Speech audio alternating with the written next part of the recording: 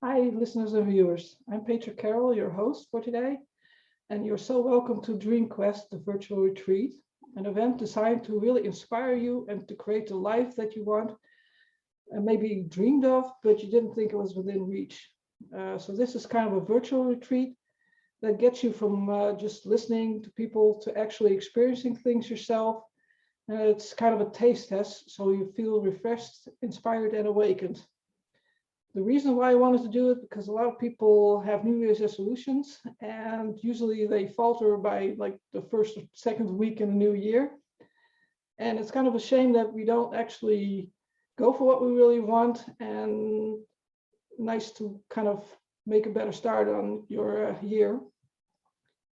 And because we don't want to find ourselves again at the same point year after year, where we want to do a lot of things and want to make changes, but it never happens, and we settle for just having an ordinary life, and everything still stays the same. So we want to make a difference this year, once and for all. And today I've got a wonderful speaker for you, Elizabeth Morse, and she has searched a lot for answers into autoimmune illness, pain, PTSD, and autistic spectrum disorders, and makes her an expert resource in this field of brain development, health, and wellness. Elizabeth is an author and gifted healer, utilizing acupressure techniques to maximize the executive function, and like really how she knows how to reset stress. She uses kinesiology, body-based kinesiologies, and she can help you get your mind and body in harmony. And that seems perfect for people, for example, who have weight loss goals and health goals for this year. I do think there's many of us that have those. Elizabeth, can you tell us a little bit about your life's journey? Like, how do you get to do this work? Well, I grew up in a military family, and it was during the Vietnam War, so there was an incredible amount of stress in the household. And I responded to that stress by trying to be a perfectionist people pleaser, and I spent my whole life running my nervous system into the ground. And I felt like I was dying in my 40s. By the time I figured out what was going on, it was my mid 40s, and it turned out I had fibromyalgia. It takes a long time to diagnose some of these autoimmune related diseases. And so I had to rebuild. I had to figure out how to have an environment that was going to nourish my body, mind, and spirit. And so I just had to start changing. You get to a crisis point and you can choose to either double down and do nothing and potentially, I mean, I saw the brick wall of whether I was going to be on this planet above ground coming at me really fast. And I chose life, which is really scary because it means a lot of change. And what I did was I just realized that all of the evidence for my conscious mind was that life was incredibly scary. But I wasn't in a war zone anymore. I wasn't, I didn't have anything directly happening any day that was going to kill me. And so my nervous system was reacting as if it was. So I had to figure out how to change that. And in our culture, we think that the subconscious is a scary place. It's something that things pop up from it that we don't expect, and people often get humiliated by it, maybe doing something foolish. But yeah, it's also kind of something to suppress. It's like, exactly, I don't want to deal with this. I want to because you control. never know, right? You never know what's going to happen. And so what I had the gut feeling though was that there was something beyond the broken part of my subconscious, because I think we all have evidence of parts of us that are broken, that are reaching up and holding us back sometimes. But beyond that, there was a wisdom that I could tune into. And I started getting signs that would repeat. So it might be a book that showed up. 2 or 3 times, different people who were unrelated would mention to me, "Oh, have you read this book? Oh, have you read this book? Oh, have you read this book?" Well, I took that as a sign that I should read the book. And so I just started, because I realized that I had made the mistake of making everything be about how the conscious mind, the ego mind, had decided it was going to be. Mhm. Nothing about what my soul journey was and what my gut was telling me to do. And the reason was because I was in a marriage that was really difficult. It was recreating all of the chaos of my childhood. I loved him, but he was stressing my nervous system out so badly, and he just wanted to control me, and he was actually making me more afraid. And so I did things like taking up yoga and meditation. I took up writing to heal. I took up writing a Southern historical fiction novel. Mhm. And all of these things were healing me, healed me to the point where he wasn't interested in being married to me anymore because um, I You wasn't didn't. I wasn't malleable anymore Mhm. to what he needed. And that's fine. So we separated, and I just kept getting healthier and healthier. And but in the hardest times, in the darkest, like like how they talk about the dark night of the soul, what came to me was, damn, I'm suffering. And if I can only help somebody else to not suffer as much without knowing what in the heck is going on, that would feel amazing.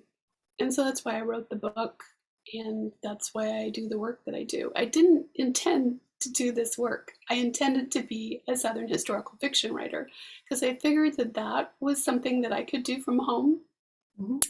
be contributing to the family while working from home.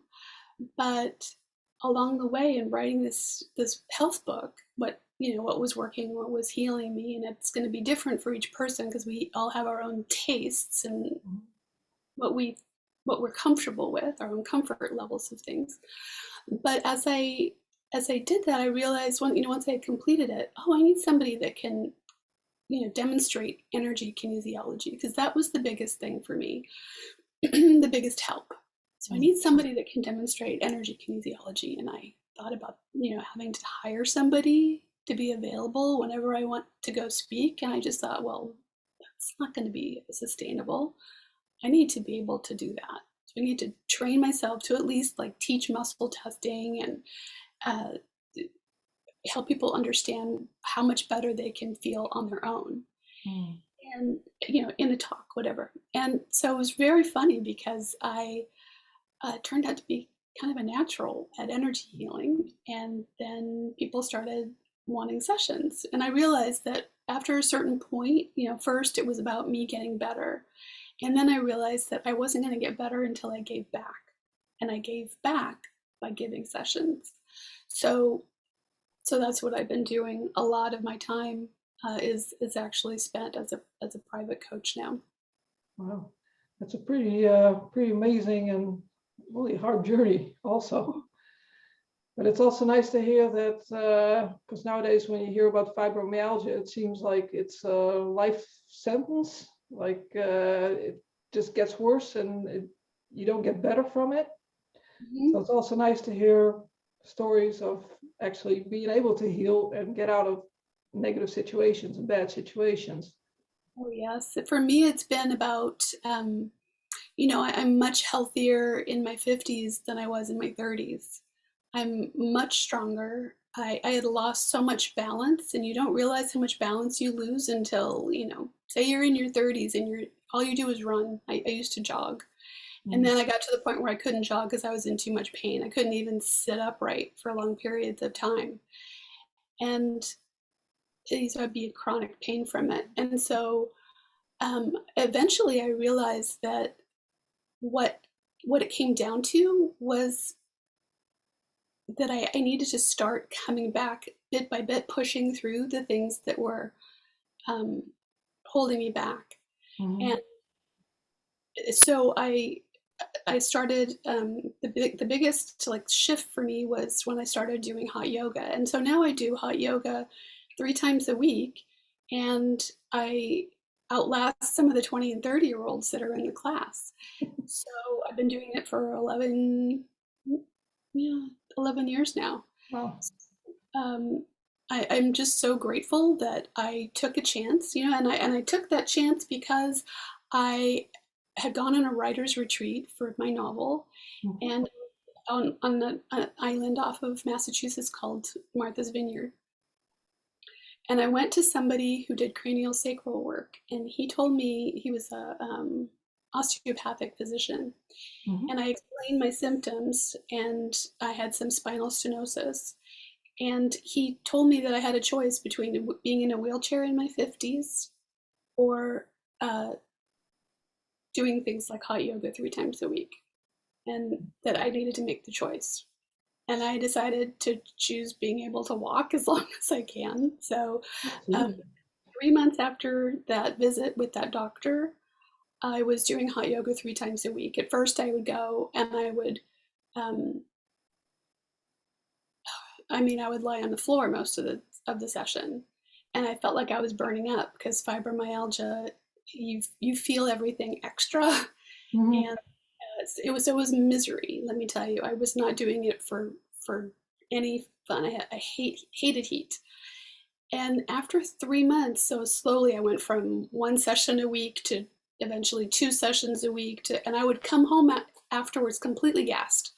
I would just lie on the bed in like catatonic for maybe 3 or 4 hours. Mhm. And then I could maybe move a little bit. I would get up and I would, you know, do it minimal for those 6 weeks that I was at the residency. Mhm.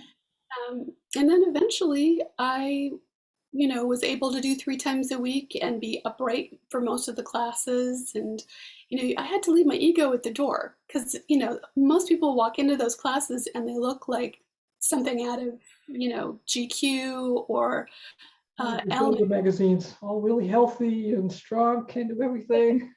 But, um, when, uh, when I was at my heaviest, I was right before my children were born. I was 226 pounds. And after I gave birth, I was 185 pounds. They were twins. So I lost 40 pounds in the process of, a lot of hard work along the way.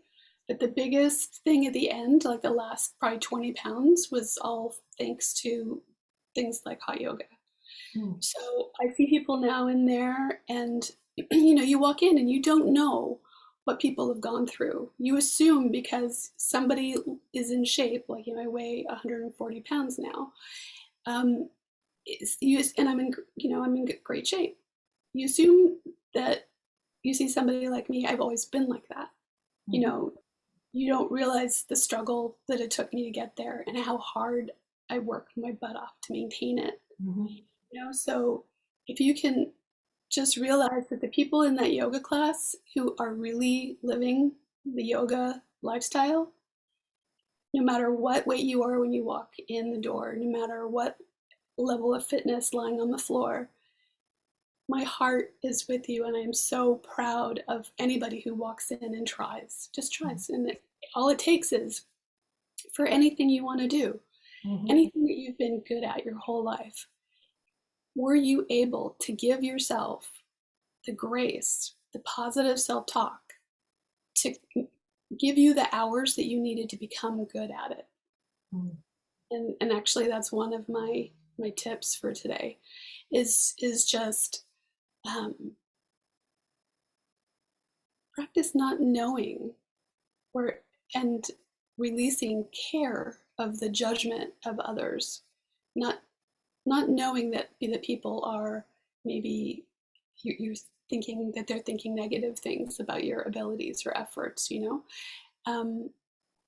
as a person who was overweight for quite a few years after the kids were born, Mhm. um, I used to feel shame Mhm. about walking into a room with other people, say a gym or something like that. Mhm. So yeah, so for me, it's been, what do I need to do to stay in a positive mindset and just always and reset the self-talk. Oh, I'm not feeling good. why am I feeling depressed right now? Oh, what was I thinking 2 minutes ago? Oh, it was a negative thought about myself. Oh, okay. So then I automatically think the opposite. And then even if I know consciously that it's not true, Mhm. because the unconscious is like, in essence, it's mature at the age of 7. It's like a little child. It gets Mhm. really wounded when we think negative thoughts. Yeah, it sounds a lot of also like the law of attraction. Yeah. 'Cause I do think, like, how do you feel about the law of attraction? Like, does it always work? I think it does, provided that you do some inner work, and that's where the energy work comes in. And so the law of attraction, that the thing that gets people out of it working, is that we can often be in the brainstem or the emotional brain and not realize it. Mm. So those two layers are, they're going to trump out, they're going to beat anything that the conscious mind can do. And keep in mind that the conscious mind, the outer layer of the brain, um, as the outer layer of the left side, is what we consider to be the conscious mind. And so there's something equally sophisticated on the right hemisphere side Mm. that is what we call the superconscious. And so that is what is in connection, the connection to whatever you call your higher power, I believe. And when we are in those two other layers instead, we're just we're trapped in emotion and reaction, and we're not tuning into the law of attraction. So that uh, and what ends up happening is a lot of people live their lives in um, unaware of the experiences that have traumatized them, because we're just in we just want to get things done. You know, the conscious mind is all about doing, and whatever traumatizes us, it can be really little things as a baby, and even something like breaking a bone can cause PTSD. That's a pretty significant trauma. Death uh, of a loved one, job loss in the family, any domestic violence, all of those things, being bullied as a child, Mhm. um, being humiliated maybe for being not a good artist or something like that, or Mm. not being a good reader or whatever. All of those things are traumatic to young children. Um, and so these things end up causing difficulties for people later, because whatever isn't understood on the day that it happens, we go to sleep that night. Mm. That part of us gets sequestered away from the conscious mind. And that happens every single time, every single day. And how many days have we been alive where something that hurt us happened? Mhm. Yeah. So then it becomes not safe to be quite that person anymore. And that part of us gets hidden away. Um, and then it's on the lookout. So it's always reacting. And it's these automatic patterns that some experts say up to 80 to 90% of our behavior is run that way. And it's run that way because the subconscious, that right hemisphere, it learns through feeling. Mhm. And feelings are a survival mechanism. It won't let go of any feelings until they're felt. So that's the difference about what I do. So what I'm doing when I'm working with people, so a lot of energy healers um, seem to have a gift that isn't explained to other people. And that's the one complaint that I've heard from people that go to traditional energy healing is, this is great. I feel fabulous after it, but how do I connect it in and make a difference in my daily life? Mhm. And so what I've done, and what my gift is, from I think probably from being a writer and all of the feelings that I've had, uh, it had to explore and had to unearth and had to release, is I've developed a system to be able to, it's basically speaking body. So Mm. I'm an interpreter of body for people. And that's what the energy healers are doing. They are looking to see what the body is holding that needs to be released for a goal to be met. Mhm. I'm also giving people the exact feelings that they're processing and explaining why it is the body is asking for this. And it's basically letting the conscious mind and the subconscious mind partner with each other. And that has been what's been so valuable for me and brought me back to health. Oh, sounds amazing. But I can see how that would also be so important for New Year's resolutions, Mhm. because you have like ideas of positive things that you want to accomplish, but if you're unconscious or your body is not on board, I mean, it's like trying to marathon with the weight pulling you the other way. I mean, it's like it just Right. doesn't People work. don't realize a lot of times just how powerful that subconscious mind is, and that's really what um, breaks down so many goals that Mhm. people have for New Year's.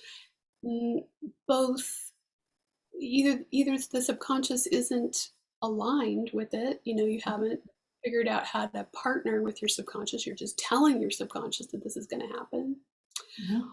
um, or that you're not able to provide the positive environment for the subconscious to allow it to happen. So you have the goal of, oh, I'm going to go to the gym 3 times a week. But then you go to the gym and you think really crappy thoughts about yourself compared to all of the other people in there. Mhm. And, uh, that's an uncomfortable environment for the subconscious. Thinking of us when we were little kids. If every day we went off to school, and think of the gym in this context, every day we went off to the gym as a little child, to the school, our parents said to us, um, you know, okay, good luck out there. Have a great time, and remember, it's important to care what other people think about you. If they're making fun of you for how you're dressed and what you're doing, and so just if you find that people are um, mean to you, um, do it more to yourself. That's basically what the subconscious mind is doing anyway to protect us from being wounded again. It's these little inner children are looking for that. So that's why we have that thought pattern of like comparing and worrying and all that. But the best thing that we can do is mm, to be that inner voice that's cheering us on, Mhm. and to tell our spouses, if you really want me to use that gym membership that you're so anxious about, why don't you give me a kiss every time I head out the door to go to the gym? Why don't Mhm. you say, right on, baby, every time I leave to go to the gym? Why don't you give me a high five when I come back? That's how spouses can reinforce positivity and make that behavior happen more. And we have to do exactly the same things for ourselves. We have to give ourselves the high five of, you know what, hey, I tied my shoes on, I got everything else ready, and I am set to go out that door, and I high five myself, even if I just last 1 minute in that gym because I'm too tired and I just end up walking the rest of the time instead of running on the treadmill. Not, oh, how could I be so terrible at this? What happened? How did I get this way? And Mhm. instead just, whoop, I did a minute. I did a minute, So It's our own standards that it's like I think it's not even everybody else's standards, but also your own standards that can really get in the way. It's like, oh, yes, yes. Well, what I say is a human mind is just a judgment machine, mhm. and that's how we survived. That's the people that were the most judgmental are the ones that most likely we're going to outrun the saber-toothed tiger. We're going to be worried about that rustling in the bushes, and the social situations too. I mean, more likely to get food in times of crisis than people who didn't have that emotional awareness that societal standing was like critically important. Yeah, definitely. Do you have any more tips that could be can use on our struggles?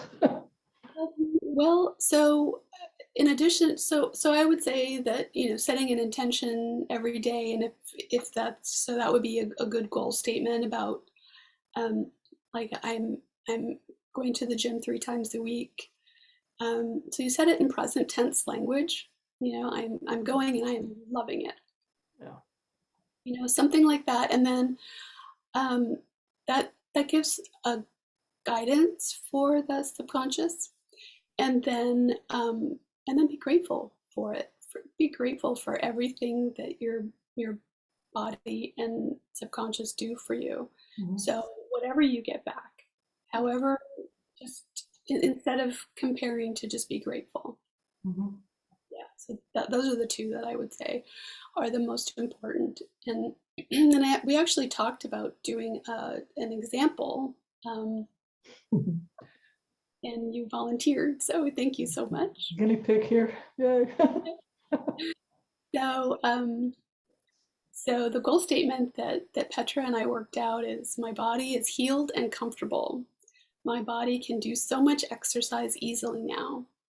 I am so happy and grateful for my loving partnership with my body. And so, believe it or not, in a regular session with me, it's about 90 minutes. And most people, they just have so much to say for the first 60 minutes that it's like the floodgates are open. And I just want to say, you know, I do a lot of great work in conjunction with therapists. I am not a therapist. But the events of your life and your feelings tell me a lot about what your body is going through and what your body needs. So it is very valuable to talk about that kind of stuff. So so normally it would be 60 minutes before we even got to the point where we were formulating a goal. So it's great that we've got this going, and I just want you to just feel into your body. Maybe you've been feeling some frustrations over not having this. Mhm. So just bring that into your body awareness, and and then we'll be able to proceed with integrating. So the first thing we're going to do is I'm going to just ask you if you could do me a favor and stand up and do a little walk back and forth. And I'm not sure if we can do that on. I'm going to be off camera pretty soon. yeah, that's fine. You can completely walk off camera and do that walk, just noticing in your body. Okay. I'll be off camera. Is it easy to walk? Do you notice anything grabbing, any muscles grabbing you? Do you notice anything in your back body that seems to be holding you back?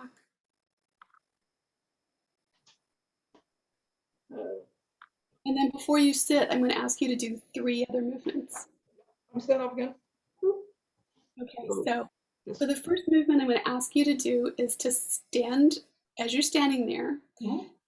to take your feet about 2 feet apart, Yeah. and then just from side to side, put all of your weight on one side, one foot, and all of your weight on the other. And is that easy? Is one side more comfortable than the other? This side seems more comfortable than my left side. Okay, very good. And then I'm going to have you take your hands, and the backs of your hands as you stand there are going to be against your thighs. And um, as you as you're standing there, Mhm. I'm going to ask you to go, or actually, can you release your hands, release your arms? Yeah. Now go up on your toes and bring your feet together. Actually, Oh, feet next to each other? yeah, feet next to each other. And is it easy to go up? And then after you go up, bend your knees. Is it easy to go down? I feel a lot of tightness, Achilles, knees.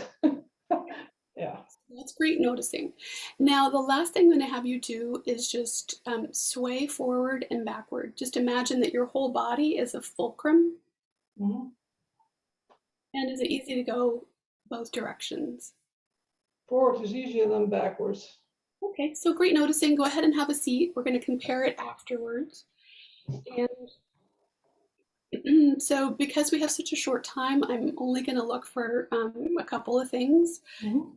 But you should be able to see a difference afterwards. Normally, this part is at least a half an hour long, because believe it or not, so what happens is your subconscious right now your superconscious is here, Mhm. and it's seeing this goal. We're talking, and it's understanding that you want something from it. Mhm. If it agreed with this being true, you would have already manifested it. Mhm. It doesn't agree with it, right? So Mhm. how can we get it to agree? How can we get it to partner with you? And that is by letting it feel.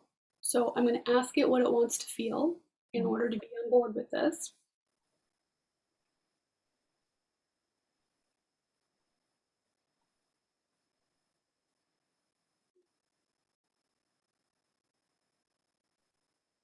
So I'm just doing some basic clearing first.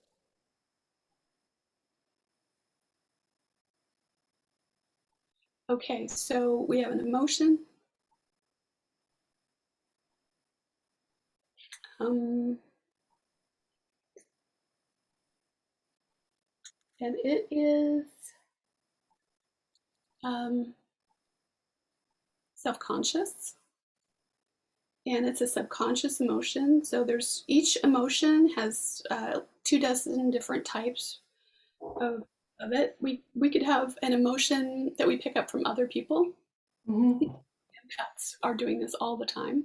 Mhm. We have ancestral emotions. We have emotions that we get a benefit from childhood, maybe. Um, we have emotions that are unexpressed. We also have the collective has emotions, like the collective of humanity. Like it's a group, you know. And so, um, but this is self-conscious. So, um, keeping in mind that our thoughts about how we look and our physical adeptness and ability are painful if we aren't accepting of ourselves and truly doing everything we can for self-love. So, um, uh, and there's 2 angles of this. One is that the subconscious, um, well, the subconscious can do things to try to protect us, but the, one of the big reasons why it does these things is because of something called um, um, the upper limit problem. And I don't know if you've heard of that. There's Okay, a explain it more. so there's a book by a psychology um, a psychologist named Dr. Gay Hendricks, Mhm. and he is an expert in this and has seen it active in his life. And what what he says is that we have a parameter that we're comfortable in operating. When we go outside of the limits of that parameter, either too successful or too unsuccessful, our subconscious kicks in to try and keep us in that zone. So it Mhm. doesn't want us, um, uh, you know, dead, but it doesn't want us successful either. It just wants us in that comfort zone of competent or excellent, but not our zone of genius. That's what he calls it, the zone of genius. Mhm. So, um, so when it tries to limit us, our subconscious may pull up certain emotions, and by doing that, it gives us emotions that lead us to not be very likely to go to the gym, for example. Mhm. So if every time you reach for your shoes to go to the gym, you feel self-conscious about being seen at the gym, then consciously it's going to be uncomfortable for you to be choosing to go to the gym, right? Mhm. There's like a something that is going to make you want to not go to the gym. So we're going to release that. So the way that we do that is by you thinking to yourself, I give you permission, body, to feel this feeling. And now I'm going to ask you to check in with your body, and I'm holding points here that are connected to that. And you feel just sensation. So sensation in your body is part of the feeling. We might think self-consciousness is the only feeling here, but you might feel hot or cold, numbness or tingling. You might feel movement. You might feel tugging. This work can make fascia release, which sometimes can be attached to a nerve. And so you can actually feel tugging and a little discomfort. But mostly it's not that. Mostly it's just sensation in the body. Although some people never feel anything. They feel better afterwards, but they don't have that kind of tune into their body. So you can close your eyes if that helps you concentrate.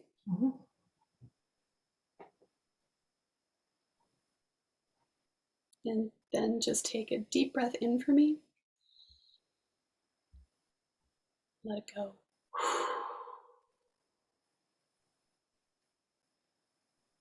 And let me know if you do feel anything.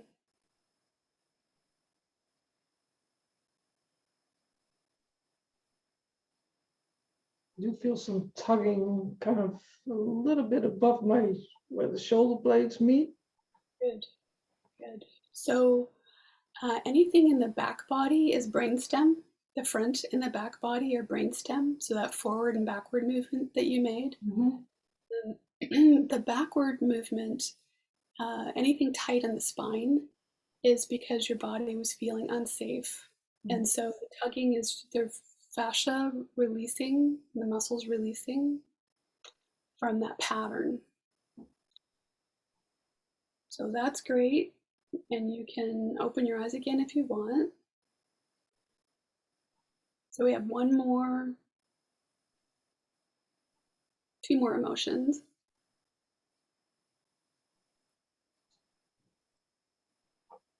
Okay, so this one is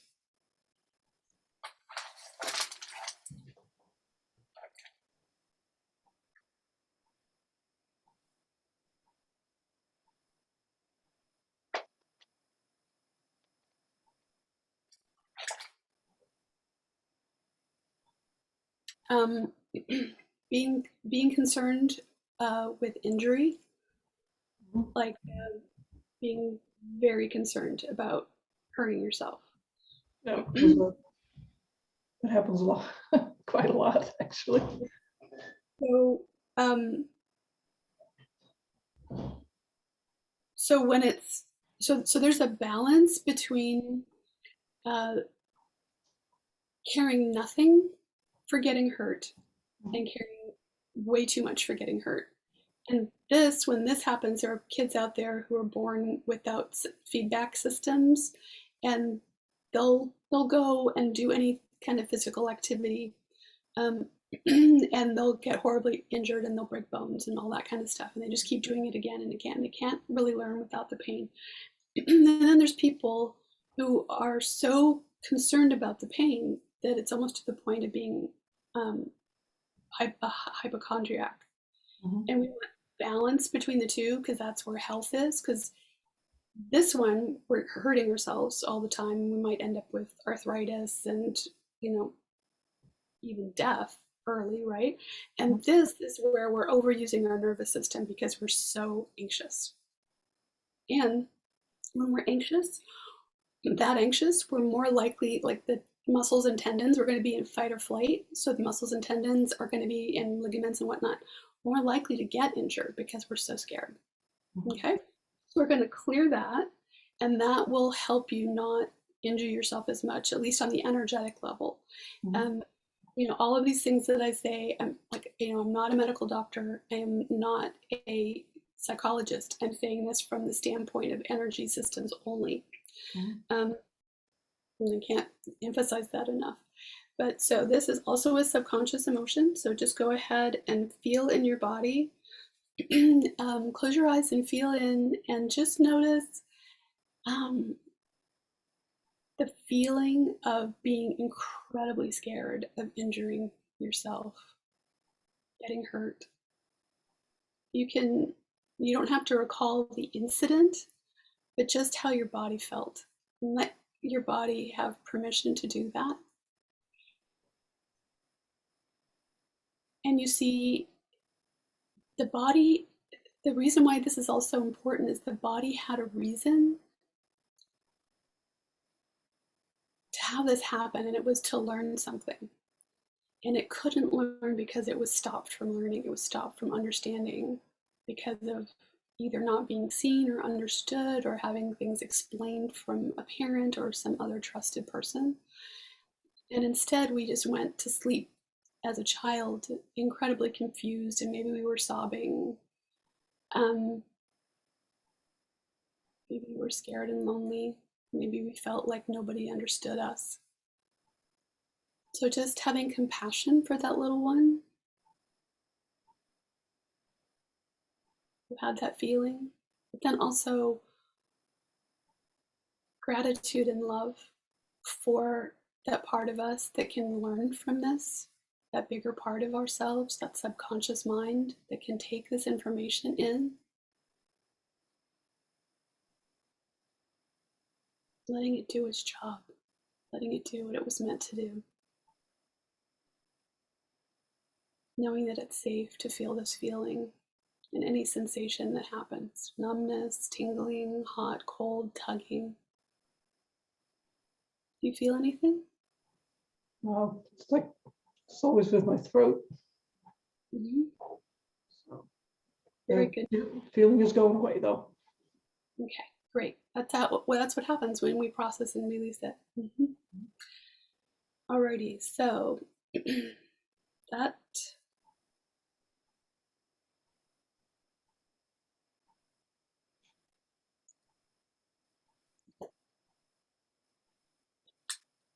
okay, and then there's another subconscious emotion.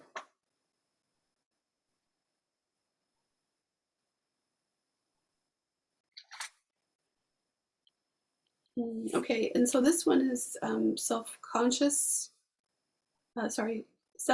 self-loathing.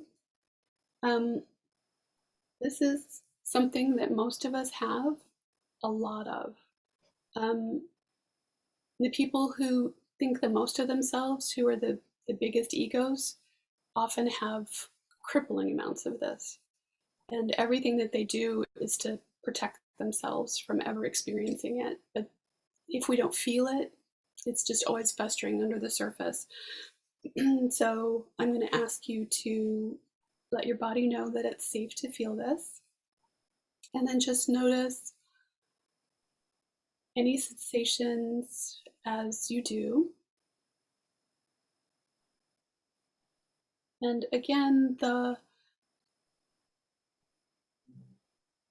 emotions that we have no connection to are often found in the greatest quantities in the body, waiting to be healed. And the thing is that I believe these are neurochemicals, and they're giving off a signature that other people pick up non-verbally. And that's how we're attracting in the law of unconsciousness, basically. And it's by feeling and releasing in these targeted ways that allows us to then turn on the law of attraction instead. See, so I'll just have you close your eyes and sweep the corners of your body.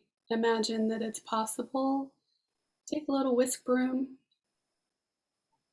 and anything that's left in the corners comes to be processed and released with love and gratitude. Gratitude for the lesson. And taking a deep breath in and letting that go. Great. And then, see, normally goals are also, they can set off mental programs, they can set off chakras. Chakras can go out of alignment. The line of intent of the body can be set off as well. And then there are negative energies as well. So I would normally do each of these as a step-by-step process, but I'm just going to say a prayer that the chakras are integrated for you in this moment, and that any inner children connected to this are integrated in this moment.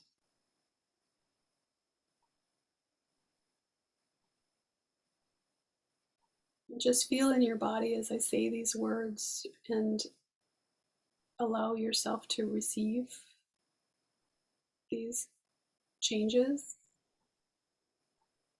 And also that the line of intent is strong and straight and true. And also that any negative energies connected to this pattern that may be ancestral or maybe things that you are as an empath have picked up can be like a backpack, a load that you didn't know you were carrying that you can just take off.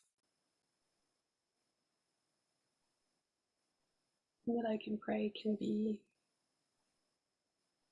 released from your burden. Alrighty, and so I'm going to ask if you would to just stand up again and notice when you walk, is there any change? First walk again? Yeah. Mm-hmm. So your goal now is testing strong.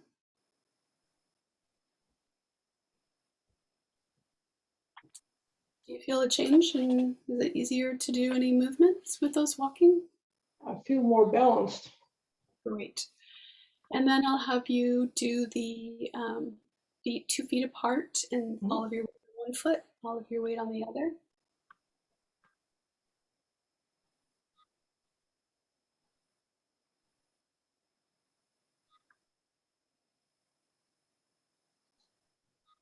I think last time you were saying, was it the left side? This one was a little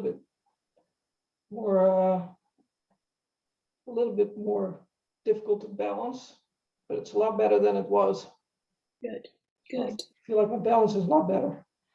Good. So, so the side to side is the cortex, the outer layer of the brain is in charge of that movement. And the I'll have you do the up and down now, bending your knees, Oh, yeah. and then that's the emotional brain that's in charge of that.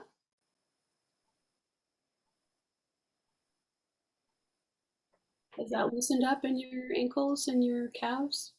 Yes, my ankles were crackling, but I could stand on my toes better. Good. So when we have a goal, it makes our body have an opinion, and it can't speak English. I can sit again? No, so forward and backward, if you do that. Forward. Sorry. Yeah. Right.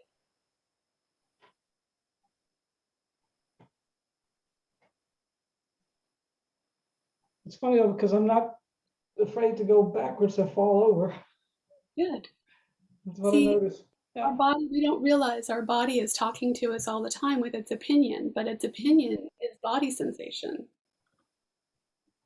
and flexibility, and whether it's able to allow the movements, because it will protect us. Mm-hmm. When our back is tight, it's because our body is not feeling safe with whatever our goals are.